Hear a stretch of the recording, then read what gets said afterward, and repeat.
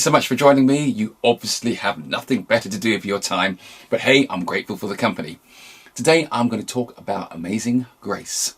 The purpose of these musical notes programs is for me to share what moves me, what draws me, how I appreciate and how I hear and perceive music. And hopefully as I share this with you, then it will help you to have a deeper appreciation of the pieces of music which I'm sharing about. If you want to know a lot more about the history and have a more in-depth knowledge and more in-depth insight into church music generally, I want to take this time to recommend a program. It has been broadcast already, 2 series broadcasts. The program is called Sacred Harmony, presented by a dear friend and colleague of mine. We've worked together a lot over the last few years. His name is Simon Lowell. So do check that out. Just type in Sacred Harmony and TBN into your search. It will take you to the appropriate places. And I recommend the programs not just because Simon is a friend, but because they are very good. They are very informative and will give you an even broader look than I'm about to give into the history of church music.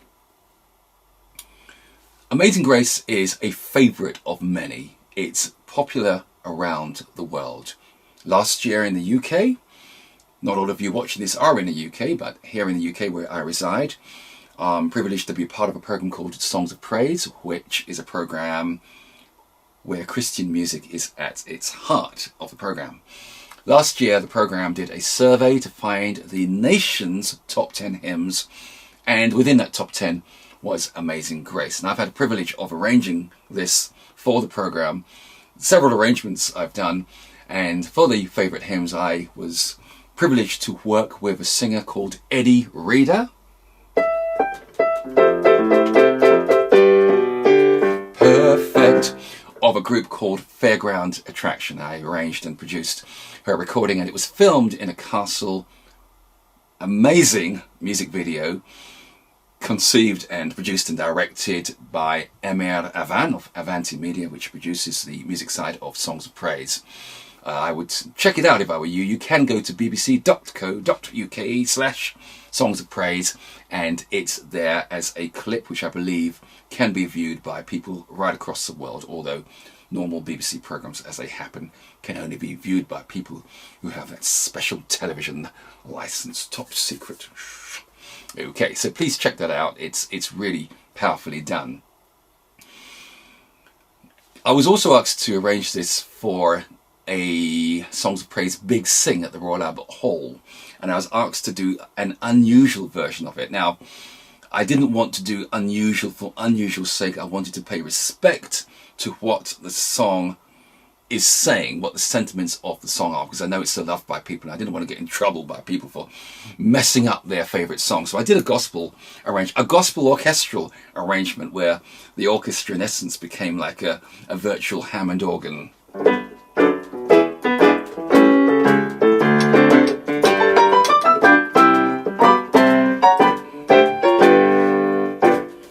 So I had a great time doing that. Amazing Grace. So, a little bit of insight about Amazing Grace. Amazing Grace was written by John Newton. Now, when we talk about a hymn, we're talking about the words. So, Amazing Grace is, Amazing Grace, how sweet the sound that saved a wretch like me. I once was lost, now I'm found. That's Amazing Grace. Amazing Grace is not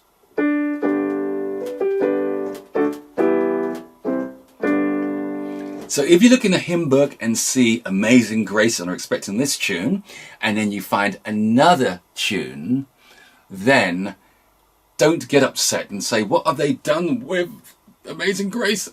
This is sacrilege, and throw the hymn book away. Hymns were very often written as poems and then matched to existing tunes. Some hymns, more modern hymns, are actually written by the same person, or there's a team of people who actually write both the words and the music.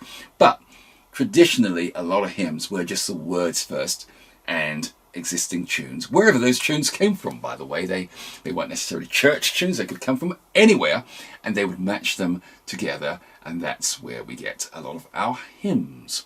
So this was written by John Newton. John Newton was an Englishman who was part of the English Navy for a while, and then he left the Navy to become involved in the slave trade, the transatlantic slave trade. Transatlantic slave trade took place over about 400 years, several hundred years. It took, 400 years in total, the transatlantic slave trade, and he was a part of that for a while.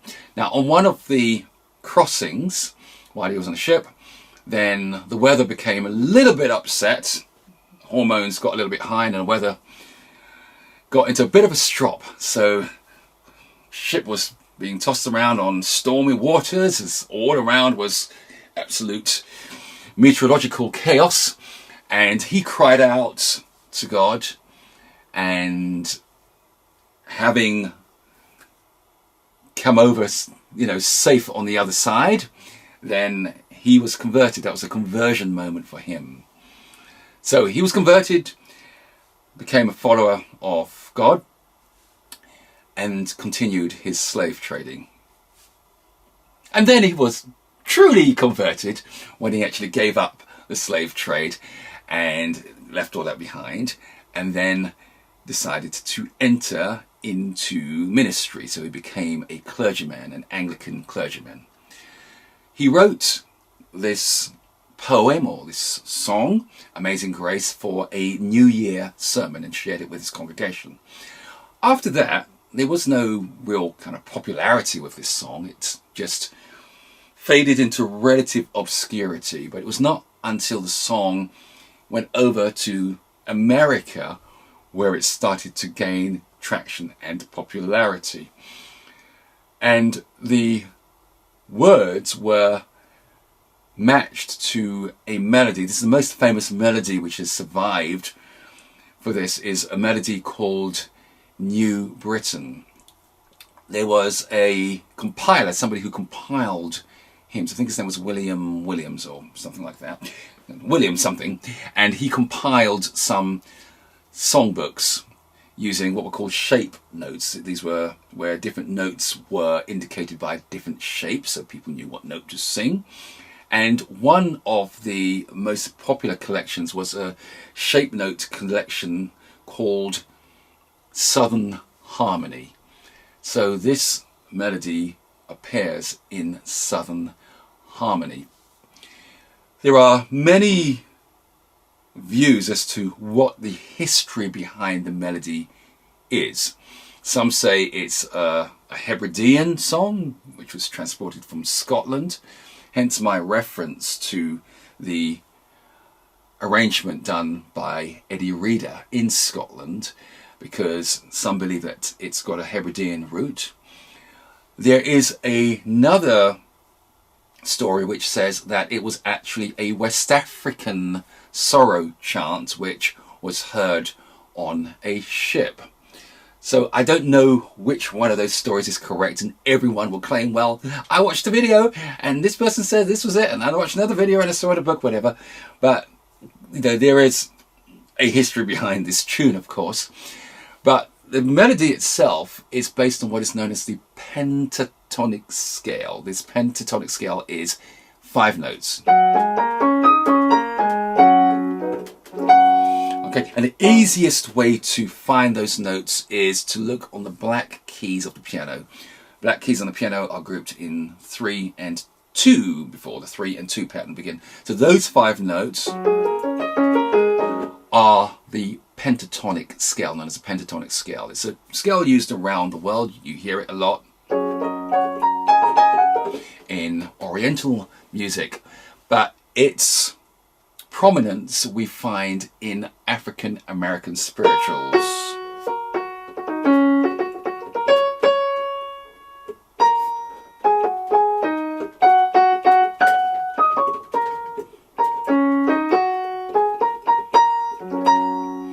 And apparently it was referred to as the slave scale, possibly because it's found on the black keys of the piano, but because you find it a lot in African American spirituals, this prominence of the pentatonic scale.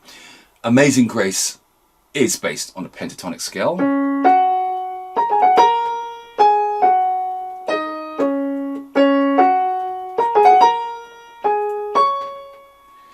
And whichever way you go at this point,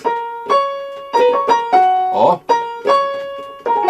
it doesn't matter which way you go, it's still pentatonic, apart from the little odd note I played in there. But it's a pentatonic all the way. All right, you can play that on the black keys of the piano. So that's the melody, and it's called, the name of it was called New Britain, and was found in this collection, this hymn book, this hymn tune collection called Southern Harmony.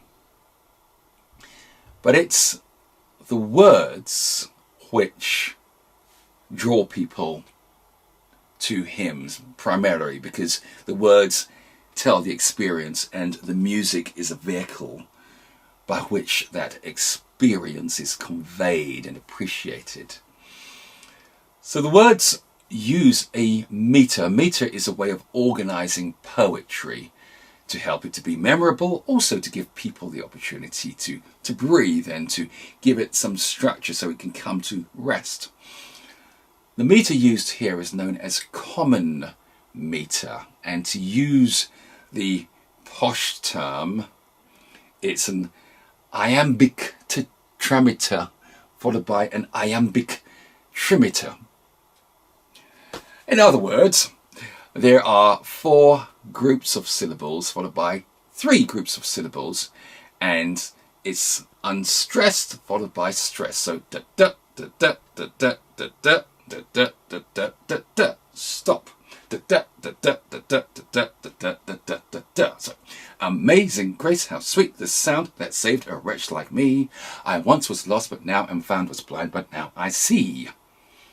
Another example is a Christmas carol. O little town of Bethlehem, how still we see thee lie above thy deep. There's another Christmas carol which uses that as well, although the emphasis is in a slightly different place. I'm getting technical now. This is not more known as a trochaic. But joy to the world, the Lord is come. Let earth receive her King. 8 syllables followed by 6, followed by 8, followed by 6. So that is known as common meter. A meter which was commonly used. And just a little tip for those who are, church musicians who don't quite understand the metrical meter or don't understand what those numbers are. That's what they refer to, the meter, the number of syllables per line. And so therefore, pastors or worship leaders, if there's a song you want to use but nobody knows the tune, you can actually look at the back, which has all the tunes which follow that meter. And then you can match those words to another tune which you might know. So you can actually sing Amazing Grace to Joy to the World. Amazing grace, how sweet the sound that saved a wretch like me. Joy to the world, the Lord is come. Let earth receive a King. So that's how all this metrical stuff actually works. But what do the words actually say? Because that, to me, is where I am drawn. What I love about the language of this is the way in which Newton mixes positive, the nice language, with the not so nice. He just throws it all in. So, amazing grace, how sweet the sound that saved a wretch like me. And some hymn books have changed the word wretch to one, to save a one like me. So they sanitize that word. And you've taken away the essence. You really have taken away the essence if you want to change the word to save a one, because you don't want to call yourself a wretch. It's politically incorrect to do that. If you're not a wretch, then what are you being saved from? This is what he wrote because this is how he actually felt. And not getting political and Black Lives Matter about this, but if you're in a business of trading another human being and making money from it, then that is wretched activity.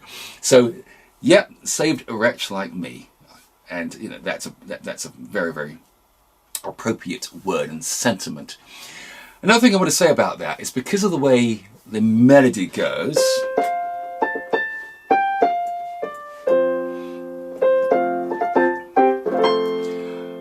lot of times we hear that as amazing grace, how sweet the sound that saved a wretch like me. It's a bit like when we read the opening verses of the Bible, and Genesis 1 verse 2, it says, and the earth was without form and void, rather than the earth was without form, comma, and void. But the first one says, well, the earth didn't have any form and it didn't have any void. But that's how we tend to read it. And same with amazing grace, how sweet the sound that saved a wretch like me. But this how sweet the sound is actually a moment of reaction. And there are texts in the Bible, like the writings of Paul, the Apostle Paul in the New Testament, when he writes letters, sometimes he has a little moment where he gets excited and says, oh, praise God, or oh, the riches and the depths of God's love. And this is something like that, where he says, amazing grace. Ooh, I love the sound of those words. That saved a wretch. So it's the grace that saved a wretch like me, not the sound that saved, but sometimes we sing it as though it was a sound that saved a wretch like us. And of course, again, that language, I once was blind, I now see, lost, I'm now found. So he has these contrasts within it. And that's what endears people to this. It's this language of change, of saying, look, no matter how low I feel in my life, no matter how estranged, how far I feel, then in my state of lowness I can be lifted, in my state of blindness I can see, in my state of being lost I can be found.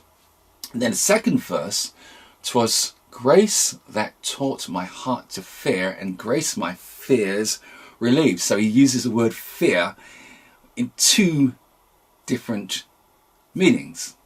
Okay, so the fear, which is the fear, honor, reverence towards God, but it also relieved anything that I was scared of. So the use of the word fear, clever use of language, and how precious did that grace appear the hour I first believed. Third verse is one which has had resonance. This song has been popular in both Eurocentric Christianity, if I can call it that, and Afrocentric Christianity, if I could also call it that as well. It should all be one, of course, but as we know, historically speaking, there's been this division between the churches in places like America, where there was enforced segregation. But this song resonated in both the white Christian churches and the black Christian churches. In fact, to the extent that some people associated with gospel and associated with spiritual, of African American spirituals, simply because the use of the pentatonic, so it sounds like a spiritual. But this third verse, through many dangers, toils and snares I have already come. If you think of the history behind John Newton, dangers, toils, snares, the fact that he was at sea when the sea got a little bit angry, so he might have been referring to that. But this is a line where people see their own situation, their own story, their history, their struggle. I've been through all of this stuff. I've already come through all this stuff. But I recognize there is a way to go as well. But how is that going to be achieved? Grace that brought me safe thus far, and this same grace will lead me home. So the idea of something more powerful than you being with you on your journey and will be with you all the way.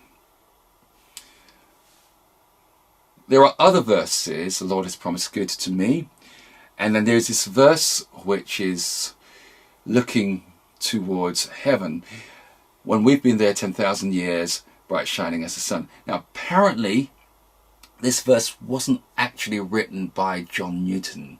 It was written by somebody else. It was added, and as I said, because the fact that this song was written in a particular poetic meter, what you could do was take words from another song which had the same meter and add them. And that happened quite a bit, where they took songs and added like a refrain from another song, and that became the hymn as we know it. Or words could be borrowed from another hymn. So apparently this is what happened in that final verse when we've been there 10,000 years, bright shining as the sun, with no less days to sing God's praise than when we first begun. So that is a little bit of the inside of Amazing Grace and what I found amazing about Amazing Grace.